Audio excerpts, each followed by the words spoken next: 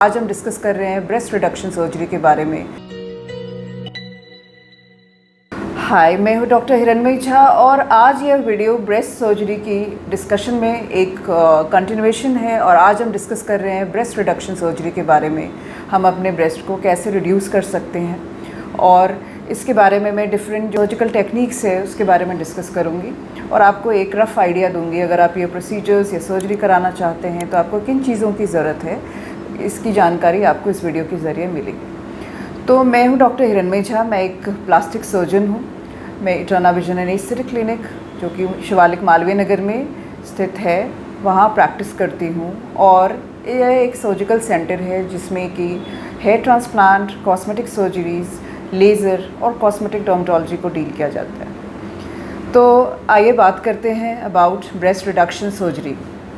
जैसे कि मैंने अपने पहले वीडियोस में ये बताया है कि ब्रेस्ट रिडक्शन किन महिलाओं को ज़रूरत होती है, तो उसके ही कंटिन्यूएशन में ये बताना चाहती हूँ कि जैसे ही आप ब्रेस्ट रिडक्शन सर्जरी कराते हैं, आपका जो खोया हुआ आत्मविश्वास है वो वापस आता है। जो एक नेक पेन और आपको बैक में पेन का अनुभव होता है, इस सर्जरी के माध्यम से उनको आपको रिलीफ मिलता है। आप एक कंफर्टेबल क्लोथिंग पहन सकते हैं जिसके लिए आप इतने बरसों परेशान रहते हैं और आप ऑफिसेज़ में, सोसाइटी में, पार्टीज़ में जाने से हिचकिचाहट आपको होती है और इस सर्जरी के माध्यम से यू फील क्वाइट कॉन्फिडेंट।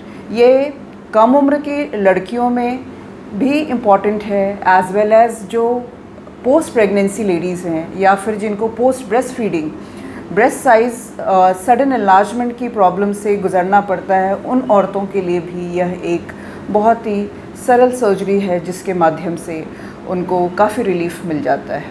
अब अगर हम बात करें कि किन टेक्निक्स से हम इस सर्जरी को कर सकते हैं, तो देयर आर 2-3 टेक्निक्स एंड सारे टेक्निक्स की अपने अपने तरीके होते हैं और अपने अपने इंडिकेशंस हैं।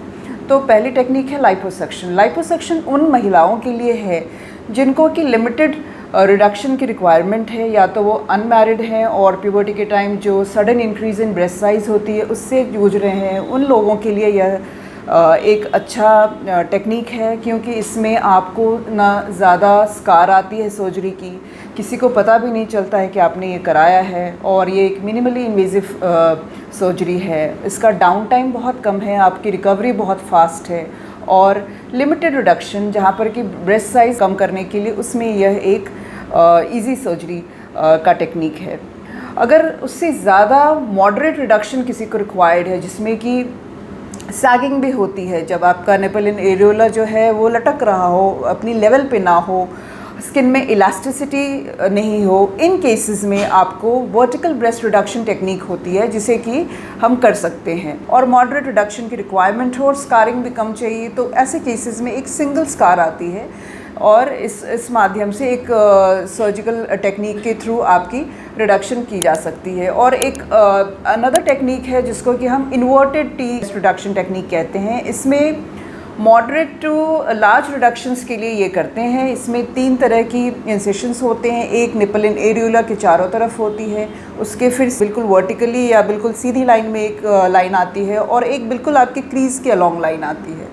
और इस टेक्निक में जिन ब्रेस्ट में साइज़ ज़्यादा रिडक्शन चाहिए, इलास्टिसिटी स्किन की लूज़ हो गई हो या फिर सैगिंग बहुत ज़्यादा हो, ऐसे ब्रेस्ट रिडक्शन के लिए हम इस टेक्निक से करते हैं। आई होप आपको यह एक आइडिया देगा कि आप जब भी किसी सर्जिकल टेक्निक को चूज़ कर रहे हैं तो आप क्या एक्सपेक्ट करते हैं कि सर्जरी के बाद कैसी स्कार आएगी, किस तरह की टेक्निक से आपका ऑपरेशन किया गया है। और अगर आपको इससे अधिक जानकारी चाहिए तो आपको अपनी प्लास्टिक सर्जन से इसके बारे में डिस्कस करना चाहिए।